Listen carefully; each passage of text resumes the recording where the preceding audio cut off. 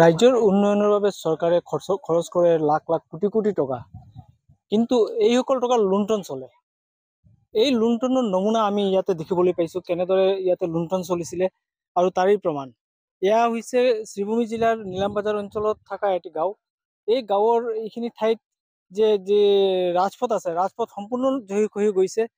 আৰু এই ৰাজপথ আচলতে ইয়াতে আমি দেখিবলৈ পাইছো ছমাহমান আগত ইয়াতে কাম হৈছিলে, যি ইয়াতে মথাউৰি বনোৱা হৈছিলে। লংকাইনৰ কোৱাল গাছে পথখনৰ অৱস্থা পূৰ্বেও বেয়া আছিলে, কিন্তু যে মথাউৰি দি পথখনক ৰক্ষা কৰাৰ চেষ্টা কৰা হৈছিলে, কিন্তু যেহেতু নিম্নমানৰ কাম হৈছে, অতি নিম্নমানৰ কামৰ বাবে সম্পূৰ্ণ যে পথখন ইয়াতে ধুই খহি গুচি গ'ল, যাৰ বাবে এতিয়া কিন্তু বানৰ পৰিস্থিতি অহা নাই বা সম্পূৰ্ণৰূপে বাৰিষাও নামা নাই।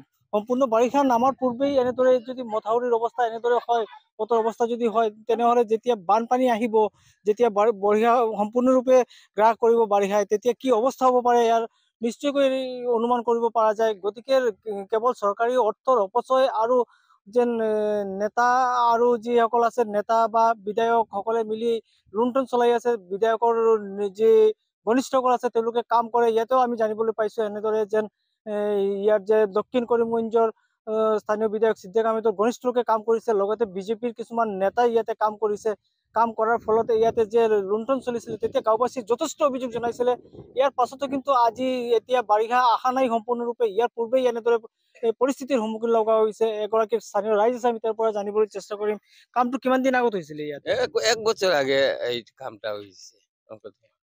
তেতিয়া আপোনালোকে বহুতে আপত্তি জানাইছিল, আপোনাৰ কথা শুনা নাই নেকি? আপত্তি জানাইছে বলে এটা কাজটা অন না আপনার একটা সুন্দর ভাবে কাজ করুক, তারা না করিয়া তারা দিও করছে, তারা মন মতো কাজ করিয়া গেছে কি তারা খাবা কন্ট্রাক্টর খাবা তারা একজন দিও দিয়া কাম করাইয়া আইলে দিয়া গেছে কি। এখন দেখুন রাস্তা আমরা বাচ্চা কাচ্চা স্কুলেও যাইতে পারেন না, এইদিকে গৃহস্থী সব নষ্ট হয়ে যায় গিয়া। আর বিভিন্ন মানুষ হাজার হাজার মানুষ এই রাস্তা বাই আওয়া যাওয়া করে। আর এখন আমরা কোনো দিও নাই, এখন দেখো ইলেকশন মুহূর্তে আমরা ভোট দিতাম কেন্দ্রতে যাওয়ার আমরা দিও নাই। অতি সত্তর সরকারে আমরা এটা আমরা দিয়া দিই। এটা গড়কপ্তানি পথ এনেদৰে বিধ্বস্ত হৈ যোৱা মানে কেইবাটা গাঁৱৰ সংযোগ বিচ্ছিন্ন, আৰু এই পৰিস্থিতি বিৰাজ কৰি আছে। আন এগৰাকী ৰাইজ আছে, আমি তেওঁৰ সৈতে কথা পাতিবলৈ চেষ্টা কৰিম। যেহেতু দেখা গৈছে এটা ভয়ানক পৰিস্থিতি, আপোনালোকে কমপ্লেইন দিয়া নাই নেকি ইয়ালৈ?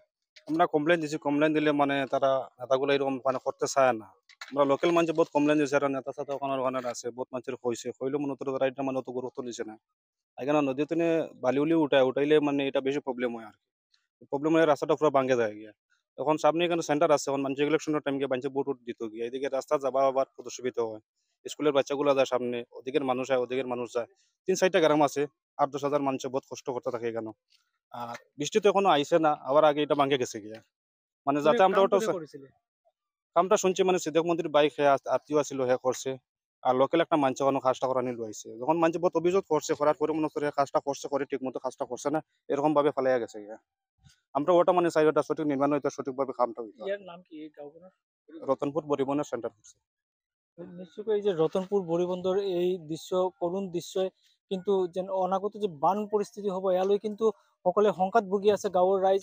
কিয়নো এই মুহূৰ্ততে শুকানৰ থকা সময়তে কিন্তু সম্পূৰ্ণৰূপে যাতায়াত বন্ধ হৈ পৰিছে। যে ইয়াতে ইয়ালৈকে আহে গাড়ীয়ে, পাছত খোজকাঢ়ি যাব লাগে, ইফালৰ মানুহ ইফালে আহিব নোৱাৰে, ইফালৰ মানুহ ইফালে যাব নোৱাৰে। গতিকে এনেদৰে এটা পৰিস্থিতিৰ সৃষ্টি হৈছে। গতিকে ইয়াত নেতা মন্ত্ৰীসকলে কেৱল ভোটৰ ৰঙত ভোট বিচাৰে আৰু তেওঁলোকৰ স্বাৰ্থতে কাম কৰি থাকে। ৰাইজৰ যে দুৰৱস্থা বা ৰাইজৰ যি অসুবিধা ইয়াত কিন্তু আওকাণ কৰে, আৰু এই আওকাণ কৰাৰ ফল কিন্তু ৰাইজে ভুগিব লগা হ'ব। গতিকে এই ক্ষেত্ৰত চৰকাৰে কিন্তু যথেষ্ট নিয়ম নীতি আৰু বান্ধি দিব লাগে। গতিকে ৰাইজে এইবিলাক বিচাৰে, চৰকাৰী পদক্ষেপক মুখ্যমন্ত্ৰীকো তেওঁলোকে অৱগত কৰাইছে, যাতে এইখিনি বিশেষকৈ এই অৱস্থা যদি পৰিদৰ্শন কৰি কিবা বিহিত ব্যৱস্থা লয়, ইয়ালৈ ৰাইজে কামনা কৰি আছে। আপুনি বিচৰা বাতৰি পাব কেৱল নিউজ 18 এপত। নিউজ 18 এপ ডাউনলোড কৰিবলৈ স্কেন কৰক এই QR কোড। গুগল প্লে ষ্টৰতো পাব এই নিউজ 18 এপ।